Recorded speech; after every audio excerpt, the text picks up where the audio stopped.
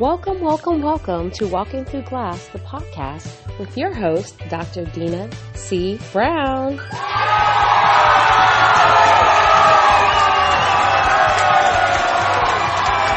morning to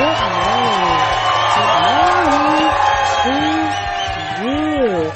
I am coming to you live from Orlando, Florida, where I am attending our John Maxwell International training and certification, and I am so excited to bring you the letter H in our shift movement. Yes, I said it, the letter H in our shift movement. Remember, it's all about we're going to get over our ish, and my shift philosophy, my shift system actually helps you do that. So we started with the S, and so I'm going to do a really quick recap. And the S in the shift is about doing those self-checks. How are you talking to yourself? What does your self-talk sound like? What are your commitments to yourself? How are you showing? How are you doing? Do you ask yourself that? Do you actually say to yourself, how am I doing? And if you don't, you should. Why? Not because it's good for me, because it's great for you, right? So the S is all about the self-check. Now, the shift is in progress, right? This is shifting season, and it's happening now. If you truly want to begin to live your very best life and want to actually begin to show up for you, then you have to do something. And if you keep doing what you used to do, you're going to keep getting the same results that did not work. And so you pivoting around looking for what, who, why, stop it. It's over. Time is now to move, to shift. So how do we do that? And that's what this 5-part series is about, is how do we actually begin to make shift happen? So it starts with the S, that's by doing the self-check, okay? What's next on the agenda? What's next is the H. What is the H? You need to humble yourself. Okay? Humble yourself. You need to get the ego, the ego, the ego out of the way of your excellence and start to be able to move forward in your purpose and what you're called to do. And I say that with a whole heart because when we allow our ego, right, to take precedence in what we're doing, it is skewed by sometimes a faulty perception of who we are and the expectations of what we deserve, how other people should treat us. Because your ego will make you believe and think that you're a 10 and you're really a 6. And your ego will have you hanging around with 4s who think you're a 10 because they've never seen it before. But in reality, if you put yourself with other 10s, you would realize you were a 6.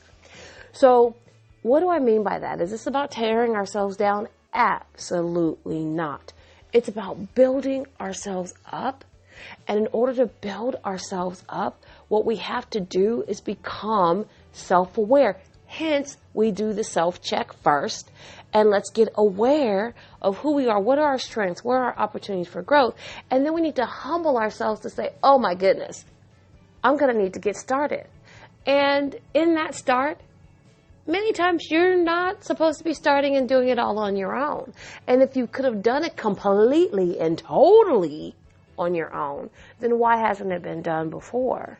So you have to ignite, you have to start, you have to be the catalyst in your own greatness.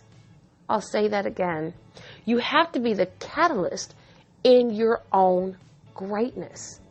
And when you begin to formalize your intents and formalize your journey and all the action steps that you need to get to and to really live your best life and walk in your truth, you will see beyond a shadow of a doubt, you will see, you will know, okay, what you can do and what you must outsource in your personal development.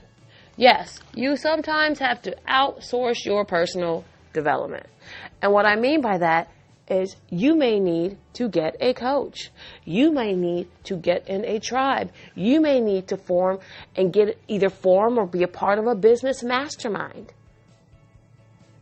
Because when you realize that you cannot do it all and you humble yourself, is when you now open the door for all the possibilities and all the opportunities to grow you to that next level and to put you in that space where you are optimizing every aspect of your time, your energy, and your effort.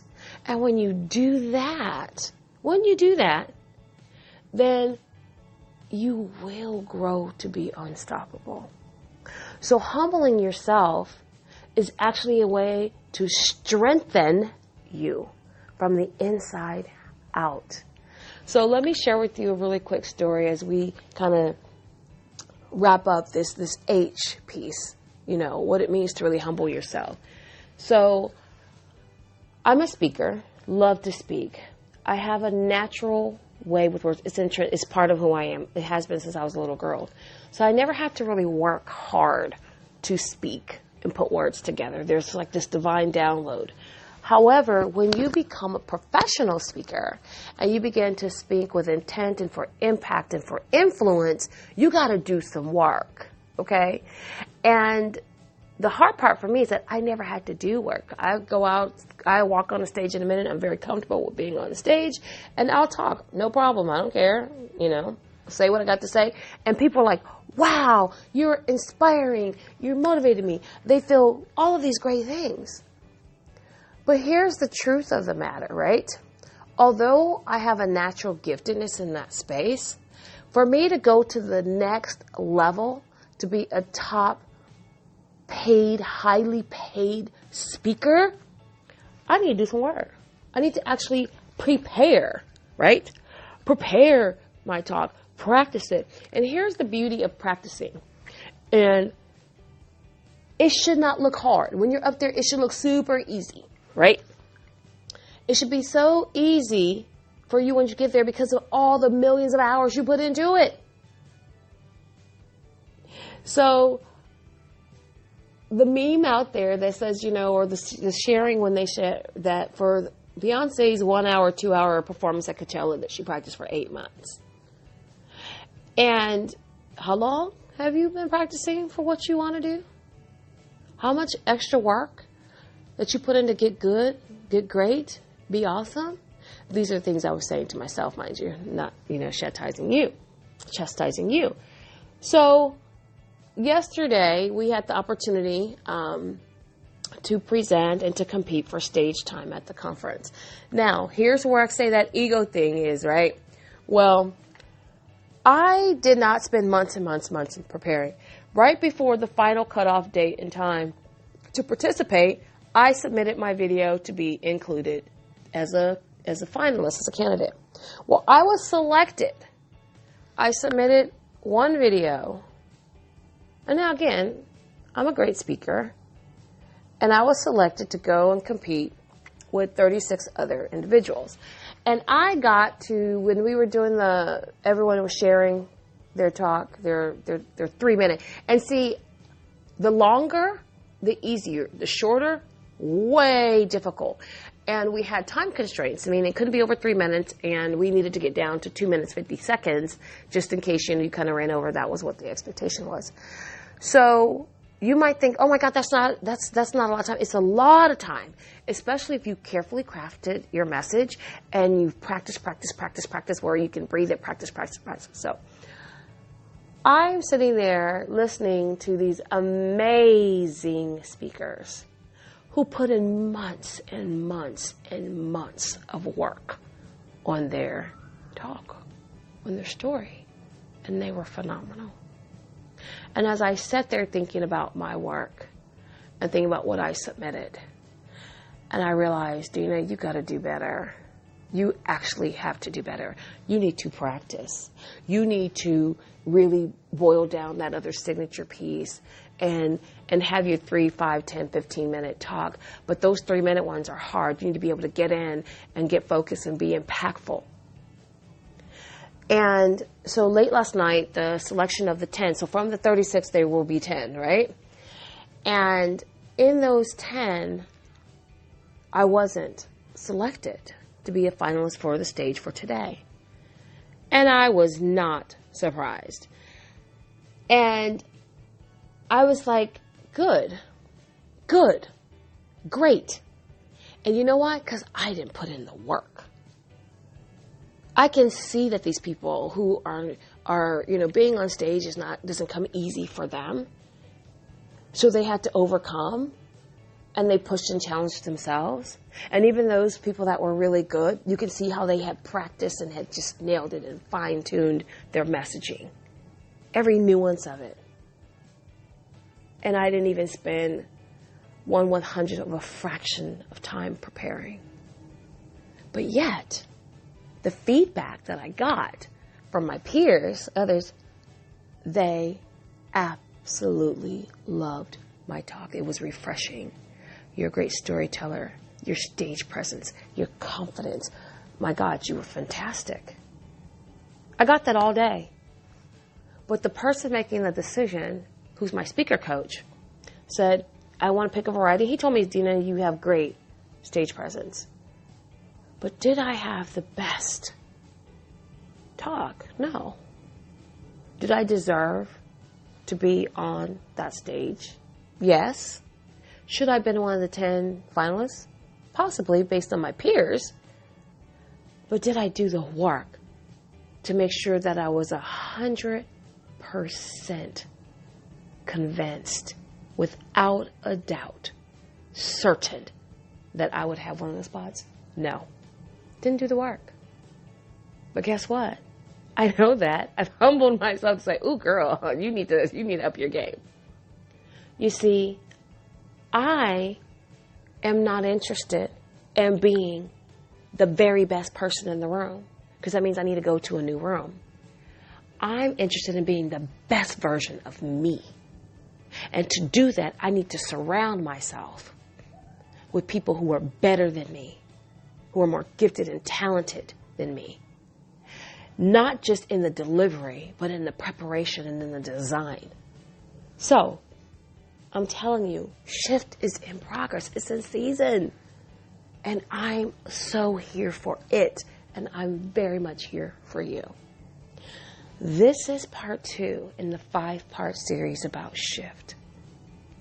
I am Dr. Dina C. Brown, your host, bringing you your daily dose of vitamin Dr. D, which is medicine for your mindset. Because, honey, you better get over yourself so you can lead. Get out your own way. Do not allow your ego to interfere with your excellence. I'm not.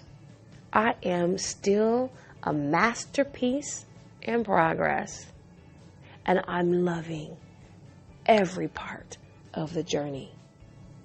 Because once you do that self-check and you're aware, and then you monitor your self-talk of how you're speaking into yourself and asking yourself those questions, checking in, making sure you're present, and then you realize on the next part of this road, this journey to shift, is to humble yourself so that you can really, you've already been made aware, and now you can really begin to take action.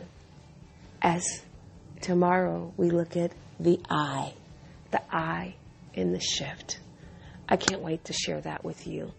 And I love every part of this journey. So I thank you, I appreciate you for helping me grow to my next greater. There's more phenomenalness to come. I am not settling for anything less than my very best. And you shouldn't either. So thank you for listening. Thank you even more for sharing. I appreciate you. And I look forward to bringing you more impactful content in the days to come. And another phenomenal Conscious Conversation, which will drop on Sunday. So have a fantastic day. Be great, be amazing, be the best version of you. Realize that there is shift in progress and you are a part of it if you choose to be. So you've now done yourself check, right? You did that. That was your last time's homework. And I didn't post yesterday, and this is one of those things that I kept saying, oh, I'm going to get to them, I'm going to do it before I go to bed, I'm going to do it. But here's the unique part of that. I couldn't have done it yesterday morning because I didn't have that experience I just shared with you until yesterday morning, right? And I didn't find out last night till after 10 p.m. of the lesson, the effort, the affirming of the lesson that I knew was to come. So, timing is everything, and your shift is happening now. So thank you for being part of this podcast. And as we walk through the glass together, remember, I am my sister's keeper, and we are going to embrace the journey together. Have a great one, and look forward to talking to you and bringing you part 3 of the shift movement. Have a great one. Bye-bye.